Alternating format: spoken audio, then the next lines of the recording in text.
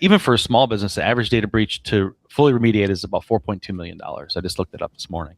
That's a huge, for most small businesses, that means they're out of business, right? You're going to get breached. There's nothing you can do to stop a determined adversary from breaching an environment they want to get into. It's going to happen. If you're prepared for it, if you've done those things, if you have the monitoring in place, you have the forensics in place, you can minimize the damage that's going to happen to your company.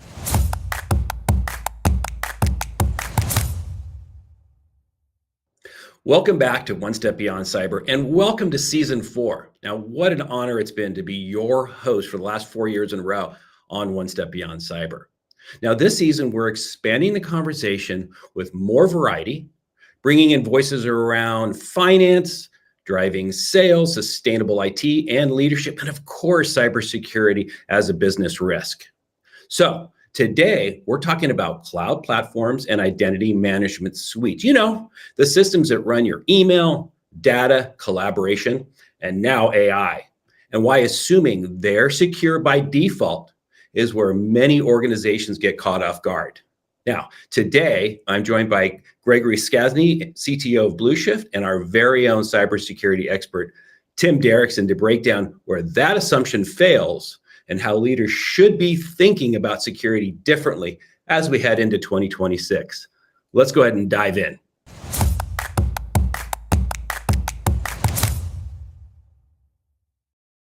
All right, so let's get started. Let's bring in Gregory and Tim, and let's get this first episode of Season 4 started. Looking so forward to this. Gregory, good morning.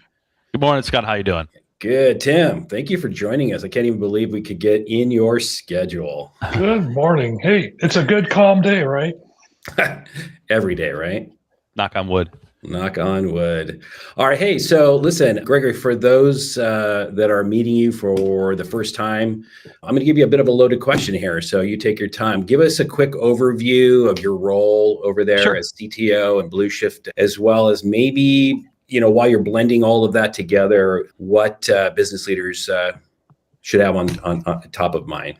Sure. So my name is Greg Skasny. I'm the CTO and founder at Blueshift Cybersecurity. I've been doing cyber for a fairly long time. Prior to Blueshift, which is a defensive company, I was CTO of a company called, and co-founder of a company called Cygent, which Blueshift was actually spun out of.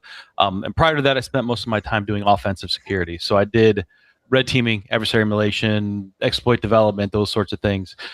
I do some really cool things on the side. Well, not really on the side, but even as part of Blueshift. I teach at a lot of places. So I have a degree in electrical engineering from Purdue, but I don't do any electrical engineering. I've always done IT and cyber. But I teach for NASA. I teach both red team and blue team strategies for industrial control systems and operational technology. I live in Florida, so we do that at the Kennedy Space Center. I teach for the Florida Department of Law Enforcement. I teach for the IRS. I teach for other places. I have a high-level security clearance. I'm not an ex-military or anything like that. It just happens to be where you kind of float when you do the things that I do. Do you play one on TV? No, I try not to. Okay. I hire those guys, but there's just there are a lot of moving parts. But I'm basically it's a very technical guy who has the gift of gab, and I love what I do. I really love doing cybersecurity and helping companies understand both the risk and the outcomes associated with good cyber hygiene, good cyber policy, good tactics, in how to keep your business safe. So. Yeah, no, that's perfect. Yeah, so great intro. So I'd say you have a cred or two. You know, you got some cred, which is awesome. Just to start the thing off, right? Like 40,000 feet. Business leaders, not be overly techie type, that sort of thing. But what should business leaders be paying attention to? So I'm going to go into it, but Yeah. And I think this from a high level, what I think, and what we see with even our clients is that what business leaders really need to do with security, and we've been saying this for years, is they need to treat it as a business function versus just a checkbox. And that's hard, right? When you take off your hat of being a tech guy or being in cyber and you put on your business hat of, I need to run a business, it comes down to expense and it comes down to risk. The problem is business leaders understand the expense. They don't really understand the risk, right? What I mean by that is it's really easy for people to say, I need to be SOC 2 compliant, or I need to be CMMC level 2.0. I'm going to check those boxes. And if I check those boxes, I'm good. And if nothing happens in their environment, or nothing happens to them, they're like, yep, I made a really good decision until something bad happens. And it will always happen. I mean, and this happens in all walks of life. It's not just in cyber. I live on a barrier island. My house was destroyed by a hurricane. I thought I'm never going to get a flood at my house. I don't even have to worry about that. It hasn't flooded in 50 years. And then boom, things happen. And you rethink that. You end up rethinking that. And that's what I see today is we still have this checkbox. Business leaders still have this checkbox mentality when it comes to cyber. It's hard for them to break out the checkbooks and things like that. So they really need to start thinking of it from a board level and as a business function, and not just I got to have this, so I'll just spend the bare minimum, because that's going to come back and bite them. I guarantee it.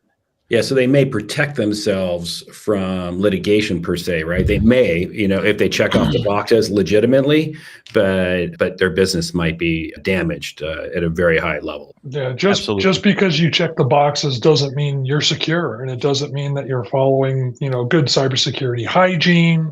It just means that you checked a box that says that you did something. Yeah. Yep. And that's the thing that we try to tell people is like, if you're secure, becoming compliant is much, much easier.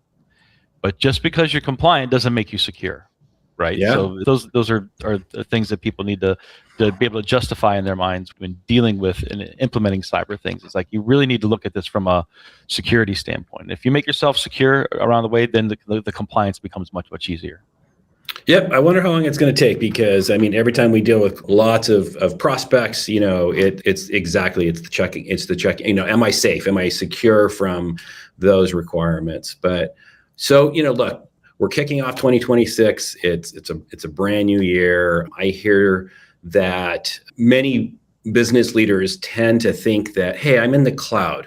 I'm on a cloud platform. I use one of many, M365, I use Google, I use Amazon, it doesn't matter which one. So I'm not picking on any particular one, but they're handling the security, right, Greg? That's I don't have to worry about it. So from what you're seeing in real organization, where does that assumption start to fall apart? So I have a really good story about this from when I was doing pen testing. So I have a banking client, still a client to this day, but when I was doing red teaming, that was the first thing their CEO said to me. It's like, all of our important stuff is in Salesforce.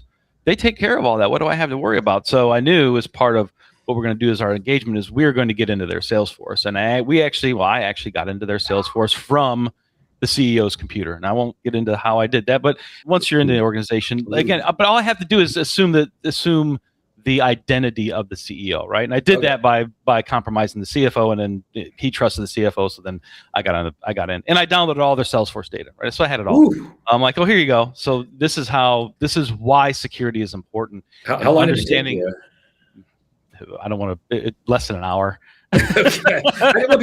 It's important because it happens fast.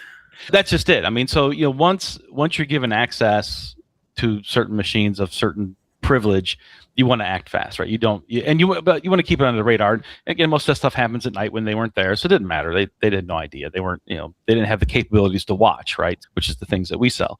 But that's just that assumption that just because I put my data in the cloud, just because I'm using Microsoft 365 and maybe you have the best license available, you're all full E5 and you got everything there, everything's in the cloud, I have nothing on premise, it doesn't change the paradigm.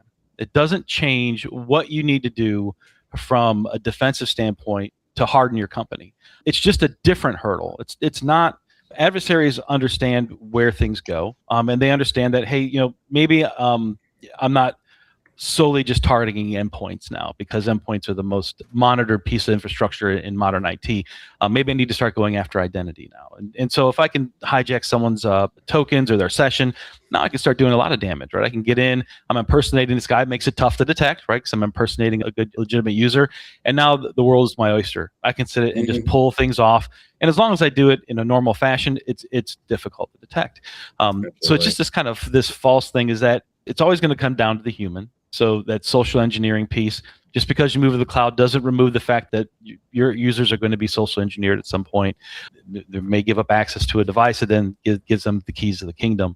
And that's why it's this false sense of security that I'm in the cloud, they take care of everything. It's really not. And what exacerbates that is people think that default cloud configurations are secure. that they don't have to go in and audit what those settings are, or look at their access list, or look at how people are authenticating and what methods of authentication to use. And all those things you do is good IT hygiene. They just think it's just done for them. That's not the case. Most of the time, defaults, and I might say almost all the time, default settings in those cloud environments are inherently insecure, right? Because when you insecure them, what does it do? It makes it a little bit harder to get things done. And so people, I don't need that headache from an IT perspective. We'll just let it go and people can work. Well, and now we're back at the same thing when we use plain text authentication on networks, right? So it's just, perfect. Yeah, absolutely. Yeah, exactly. Now, I think I'm wondering, Tim, from your experience, if some of this overconfidence that Greg was just discussing is because they don't necessarily have to worry about like reliability, availability, and maybe even backups, right? Maybe, I know they don't guarantee it, but when was the last time, any of the major players, lost one of your documents? I bet you'd say never. So I'm wondering if it depends on who you talk to. Google lost the whole company's data. And I mean, there's all kinds of incidents out there that have happened. And it's like Greg said, though, we go in there and we think they're safe. When we go in to get an environment in the cloud, it's now our environment. It's not the provider's environment, it's ours. So it goes back to changing those default passwords.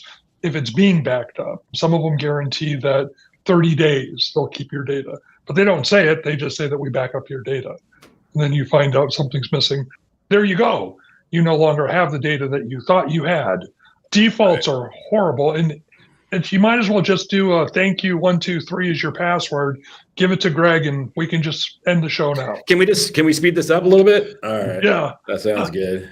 All right. Sounds good. So look, when we're talking about these large, cloud platforms and identity management suites like this, so if one is compromised, what are some of the real business consequences leaders are going to underestimate besides IT cleanup, Greg? But they underestimate the cost, right? And not just it's not the direct costs that come into play. It's all the other costs that are associated with a breach, right? And it depends on what sector you're in, but it's not just the cost of, hey, I gotta clean this up. I may have to get new infrastructure, but brand damage, right? So if you're in any kind of sector where you have to report those things, and this is on the news loves hacking stories, right? And they call all the time. They want to know who's being hacked.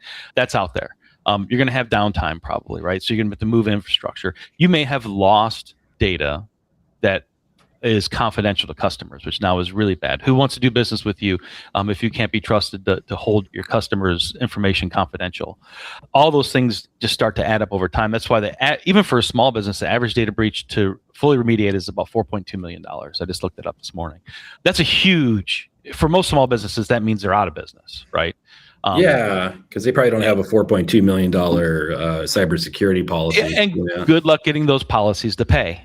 I mean, it's very, very difficult. They write those policies, and that's what insurance companies do. They write those policies very, very specific on what you need to do, and most people don't do those things. And so getting them to pay is extremely difficult, and you're not going to get $4.2 million out of it. So, what I like to say is, for a lot of that, I stole this from somebody, but, you also have to think about employees, what happens there. Usually when someone gets breached, it's what we call an RGE, a resume generating event for anybody anybody in IT, right? And that's actually wrong. And that's part of the reason I think that companies end up getting breaches. Everybody's so afraid of who's going to get blamed and who's going to get fired and all this. And that's really not how you need to run an incident. When things happen, speed, transparency, and accountability are things that you just have to have on the front burner, and you just need to go. The quicker you can get it, the quicker you can get in and remediate those things, the less that end cost now comes down to, right? So if you can detect things very, very early on in that breach cycle, you may be able to stop it before they're able to exfiltrate data or get to those sorts of things. Now that cost starts to go down exponentially quick. And that's how people need to think about it. But it's always, and I've been preaching this for many, many years, security is always an afterthought. Every single time. It's like, okay, we got a business we're running. No one's thinking about security up front. Like, yeah, I got a firewall, I'm good. I got Google, or I got Microsoft 365, I'm good. It's not until their business starts to scale that now they really start to think about security, but they should be architecting their businesses from security at the outset, because it's going to happen. I keep telling this all the time, like, you're going to get breached. There's nothing you can do to stop a determined adversary from breaching an environment they want to get into. It's going to happen. If you're prepared for it, if you've done those things, if you have the monitoring in place, you have the forensics in place, you can minimize the damage that's going to happen to your company. And most of the times, it may not even be a blip. It happens. You're going to go on. No one's going to be the wiser. It's the ones that fail the plan that ends up costing them sometimes dearly. I think also you have to, besides the operational disruption, right, which is what you're talking about, Greg, you have regulatory fines, exposure that could happen, whether PCI, FTC, all these regulations that go along with it that you can get fined for. On top of that, you have trust of whoever your clientele is. Are you going to lose your clients? It gets really deep after a while. And the farther, what do we have? Left from boom and right from boom, right, Greg? The farther right from boom you go, the harder it is to pull back. Yeah. And depending on what sector you're in, if you're a supplier of some sort, then you have to think about people further down your supply chain. Like this, what just happened, I'm not sure if you've heard, but Notepad Plus, right? So people, So they had this huge thing with updates, and it was a targeted attack. And I always say it was very sophisticated because no one wants to ever admit they were popped by a script kiddie, God forbid. It's always a sophisticated attack. But now you have these cascading effects, right? Of, oh crap, we didn't do something right, and now all these people downstream are affected. That's just lawsuits, man. Lawyers just start salivating over that kind of stuff, right? Yeah, and especially with the script kidding, you have to sit and think and look at that. Now what they do is they call living off the land, right? They're using actual processes that are in your environment, which goes back to what you said. You log in as the CFO, get over the CEO, and you have all the same permissions and rights. Yeah. Yeah. So, I mean, I think sometimes business leaders hear what you guys are talking about and they go like, what? So I can't emphasize enough that, you start somewhere, and just like let's say you're somebody that wants to do something for your health, you don't go jog 12 miles the very next day. You might walk a block, and then, a week later, 2 blocks. So it's a building process. You don't have to go from low security, cybersecurity hygiene to what these gentlemen are talking about. It does take a while. Now, there are some things you can do definitely that can help expedite it. And that's companies like Gregory and hopefully people like us that can help. But so since we're talking about security, look, I know that, for the last decade or so, we've relied on these traditional things like, SOC models, manual monitoring, right? That's probably something that Gregory, you could talk to about compared to what you guys are doing. But why is this approach becoming harder to justify from a cost, talent, and scalability standpoint? And what can we do about that? Yeah. So running a SOC or a security operations center, right? So the traditional model has been, you have a lot of logs, you get a lot of telemetry from things, you have a bunch of SOC analysts that stare at what we call panes of glass all day. They look for anomalies, they investigate, and on and on and on. That model, while good for the past, is expensive. A small SOC probably runs $2.5 million a year in staffing and tools. I mean, you just go up from there when you try to do that. The problem with that model inherent is it still relies on the human, right? Humans make mistakes, just period. Humans fall asleep, humans miss things. It's just the nature of the beast. And we have this new tool, right? Not the new tool, but we have this AI tool. And I'm not the AI fanboy to say, hey, generative AI is coming and the whole world's going to end. AI is nothing more than a tool, like a calculator is a tool or a microwave is a tool. And we need to be able to utilize it as such. And where it excels, and I think where you're going to see good adoption of really good AI, is in handling things like level 1 SOC analysts and alert triage and those sorts of things, where it's very mundane for humans to do that. Now, but it does take some smarts, right? You need some correlation. You need to be able to put pieces together and connect the dots when you see different logs and things like that. And that's what we're doing with our IntelliThreat product on multiple different platforms. But that's something that AI is very, very good at doing, right? Making context out of disparate points and trying to put those pieces together.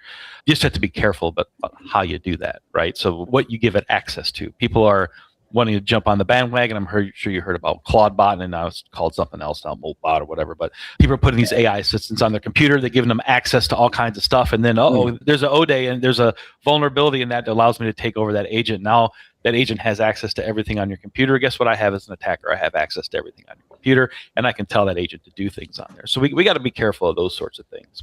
But the future of that is allowing AI to, in a structured environment, allowing agentic AI to look over that information to come in, because we're not getting less information from a security perspective. We're getting more, right? So every platform that comes out, whether it's cloud-based, whether it's container-based, whether it's these, whatever it is, I want to get too technical, but all those things spit out information for use in debugging, maybe for use in security. So the amount of information we're getting in is just exponentially growing, and we need to be able to account for that. And so that's what we're using AI to account for that extreme telemetry we're getting. Telemetry is good. We need to have that kind of stuff. You just need to be able to effectively and cost effectively be able to analyze that and respond to it. And that's really the key. It comes down to SOC analysts are expensive, right? So if you have to pay for 24/7 SOC service that's manned by humans, small, medium-sized businesses don't want to pay for that because it's not cheap. It's just not cheap. So if we can augment that with artificial intelligence to do that grunt work, we can bring the cost down of that SOC monitoring for companies. We can up the service level, right? So we can up the quality of the detections we're doing and the responses that we're doing. And then you can have humans do exception management, which is what they're very good at, right? So when something, I need to dig in deeper, I need to look at a higher level tradecraft, nation state type attacks. Those are the things SOC analysts want to dig into. They don't want to see that, this guy in the Ukraine is trying to hack in, he got 5 attempts and we need to block that IP address. Automation should handle all that kind of stuff. So that's what we're working on, and I think it'll be good for the future. Using one of Scott's analogies that I love that he uses, he always uses a doctor when he explains things, and it makes it a lot easier to understand. So AI, if I'm not a doctor and AI tells me how to do surgery, you don't want me doing your surgery because I'm not a doctor. But if I were a doctor, it accentuates what I already know and what I can do, and it helps me do what I need to do. So for us in security, it reduces noise, it accelerates our decision making. I mean, it really helps in multiplying what we can do as opposed to taking over for us. Humans are the weakest link, but they're also the strongest link if you have someone in the right place doing the right things. 100%. Yeah. Yeah, so AI is sort of in its wild west phase, right? I think we'll definitely be seeing so much more to come regarding AI. I'm sure it's going to be the good AI against the bad AI battles, and wars will be fought. Cyber security wars will be fought. But I think AI is such an important aspect of all of our future. We had to catch it in our own company, and when we did, months and months ago. But shadow AI is really scary for companies because their employees are using these free versions, and we all know what free means. Like just think about your free email accounts and all that. Google doesn't read your emails, right? So they would not ever use any of the things that you're asking or uploading or anything like that. So it's really important that we all take this AI component seriously. We use AI as intended today, like you said with IntelliThreat. I think it's going to make us 10 times more efficient. Yeah, and that's the key of what you have to do. And you have to be careful. People don't, and this is what people just don't realize, is giving that extended access. So being very careful of you guys wouldn't, but people have let someone get access to your computer, but you put an AI agent on it that has access to all the data on your computer. Those things that's the scary part of it when you talk about like shadow AI and those sorts of things, the expanded access of what those tools can get to. We're very paranoid about that stuff. We run our own internal AI that doesn't go out to the internet. Those prompts aren't saved anywhere. And that's something that people should ask of their security providers is who are you using and what kind of agreements do you have of when my security data, my security logs gets put into an LLM somewhere, are you saving those prompts somewhere? I don't want my customer security data being saved and used to train a model. It's good training data. I totally understand that. But the last thing you want to do is search a model and say, hey, customer XYZ has, these IP addresses and these names and all this stuff that's in that you could train a model with. That's scary, right? So that unintended oversharing of data to AI platforms is something that people should be questioning their providers. Very, very, very critical. Yeah, we are just now, because we've partnered with someone for exactly what you're talking about. So privately hosted LLMs, they do not see or talk to the broader LLMs. Everything is held confidential. Everything, these types of things are going to be very critical for the foreseeable future, but certainly on an immediate basis. So Gregory, listen, that was a perfect segue to probably our last question we have, because we're running out of time. But as business owners are looking at 2026, share any mind shifting ideas or practical steps. This is where I want to give them something like, think about this and do this sort of thing. How would you encourage them to harden their security environment and try to stay ahead of what these compromising events could be? Yeah. And I think you kind of said it best earlier, where it's like, hey, you don't have to do everything at once. And we use that, the boil the ocean analogy, right? Don't try to boil the ocean. And they use that in many different aspects, but that's what they shouldn't do. They shouldn't go out and try to figure it all out at once. They should get with a trusted partner like you guys, discuss, what their infrastructure looks like, so that way you could put the best controls in first. So many places you go into, especially many small businesses you go into, or even medium-sized companies, you ask them, well, what control frameworks are you working around when it comes to security? Well, we don't know. Well, we're trying to do this, we're trying to do this. Pick a control framework, and NIST 8071 or whatever it is you're going to be. If you're doing CMMC or doing something, pick some control framework that you can baseline yourself off of. That's I won't say it's easy, but at least you have a roadmap of where to go, right? So, and then you can get with a trusted partner to help you implement those things, right? So you can do they call them POAMs or whatever, but you can do a gap analysis to say, hey, listen, we don't have these things. These are the fruit. This is the low hanging fruit we can do right now. These are the high level things we must get done.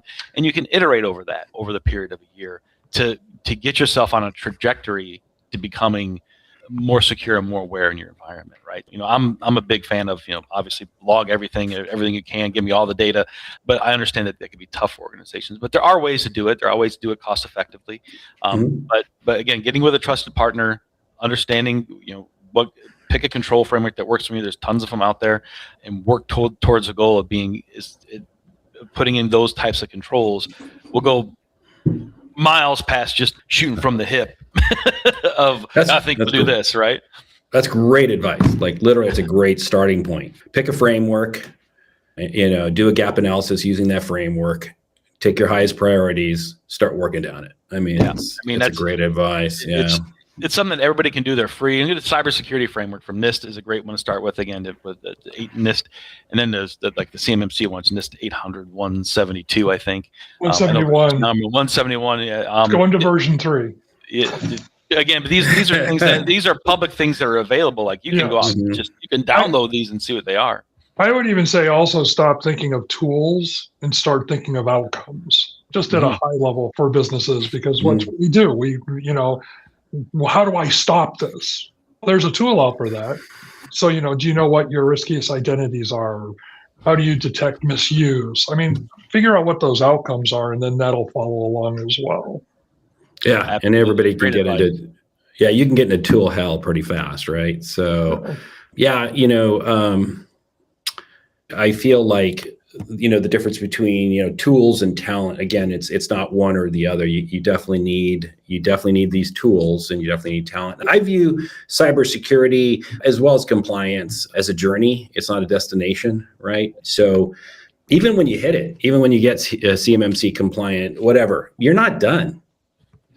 It's just part of life, like if you want to change something in your life, it takes repetition, things like that. Continuous improvement, and that's really something that has to happen with cyber. Just like anything in your business, if your sales guys are doing the same thing they were doing 3 years ago, they're probably not doing what they should do. You're probably not you're getting sales like you should, right? So sales has to continuously improve. Your back end processes have to continuously improve, and cyber is no different. You need to have that continuous improvement in your cyber strategy as well. Yeah. And as business owners, I'll just kind of pull out what Greg said earlier in the fact that if you think of it as risk, then you want to reduce risk continuously. So once you get to a certain point, you're not done. Now you go to the next level to continue to reduce your risk. Good point. Absolutely. Awesome, guys. Well, Greg, Tim, thank you guys so much for joining me today. You guys are so good at what you do. So I hope we can do this again in the near future. But you guys are awesome. Thank you guys so much for your time. Absolutely. Thanks for having me. Thanks, Absolutely. Scott, as always.